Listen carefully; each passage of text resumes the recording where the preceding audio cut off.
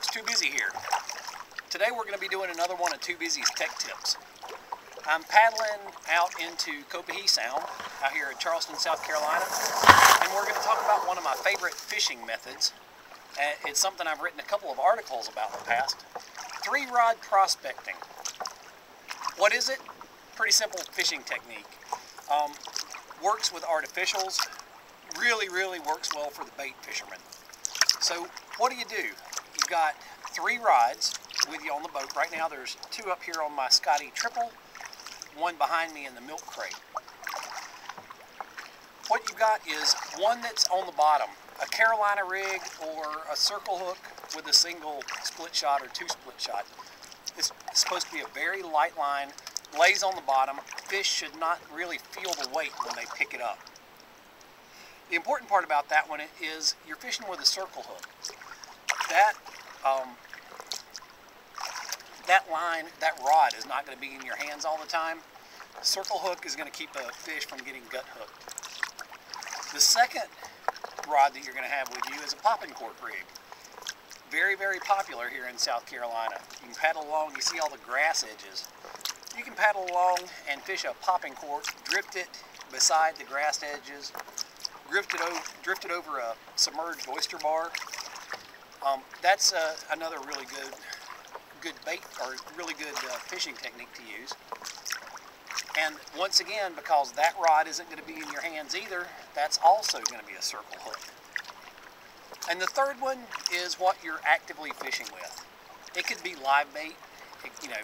For around here, if you're fishing for flounder, it's really common to use mud minnows or finger mullet with a 1-ounce trolling weight and a big 2-aught or 3-aught tail hook.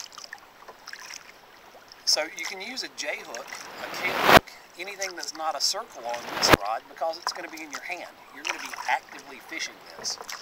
Your other 2 are opportunity rods. They're just going to be hanging out there waiting on a fish to come along. You can work them more actively, but because they're not in your hand, I'll say this again, use a circle hook.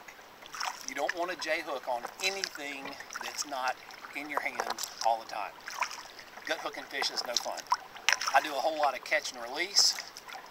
So, gut hooking a fish, only thing you're doing is increasing the mortality. Not cool. So, once I get paddled out of the creek, I'm going to set up on a mid-tide flat, and we'll go through the rigs in more detail. Okay, I've reached my mid-tide flat that I was talking about. So, what we're going to do, 3-rod prospecting. Oh man, I just spooked some fish. That's not cool. Popping cork rig. Okay, this one, I've got about 2.5 feet of 20-pound fluoro leader on it.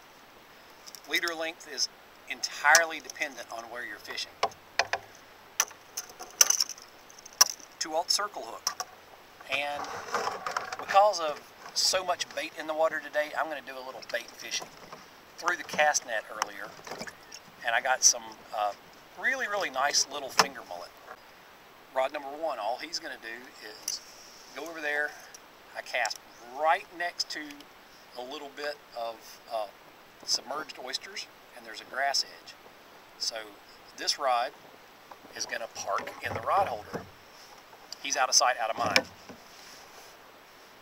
Rod number 2, I was doing a little bit of artificial with this one, but still, we're going to go right back to bait. 2-aught circle hook again. Our friendly neighborhood little finger mullet, and I want to get a small one. I've got some small ones and some large ones in here. I want a small one. There he is. Through the lips. You guys can see that. Alright, prospecting again. Rod number 2, I just cast over to a point. Rod in the rod holder, out of sight, out of mind. Rod number 3, this is going to be my active fishing rod. And you're going to get a kick out of this. Even though I said a J hook, I'm going to use a circle. And it's a technique you can find in one of my other videos on rigging the rain minnow. All I'm doing is nose hooking that rain minnow. Got it on a 2-aught circle with a single split shot.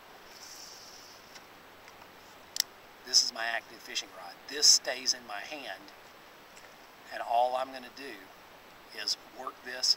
I've got about a 90-degree field of view here directly in front of me with some submerged oysters. I'm going to fan cast. Then off to my left, I've got a couple of pockets that I can cast into where reds normally hang out. And all I'm going to do is work this bait. Well, the prospecting is paid off, but I'm not sure what I've got on the line. It's taking drag whenever it wants, but it really isn't fighting like a drum.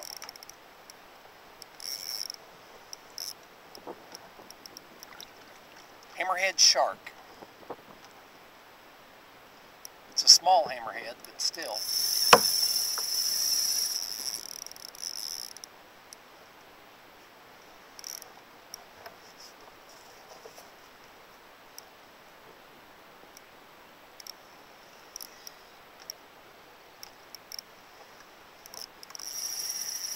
You have to get him tired before he comes to the boat. I don't want to leave a hook in him, but I really don't want a fresh hammerhead in the boat with me, even if it's a small one. Alright, I think he's given up now.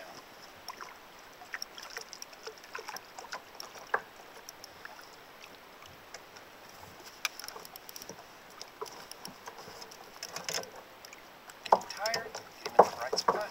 Here we go. Check it out. Scalloped hammerhead. And considering I'm in a kayak, I'm pretty darn happy that it's a small one. And just like always, right in the corner of the mouth with that circle hook.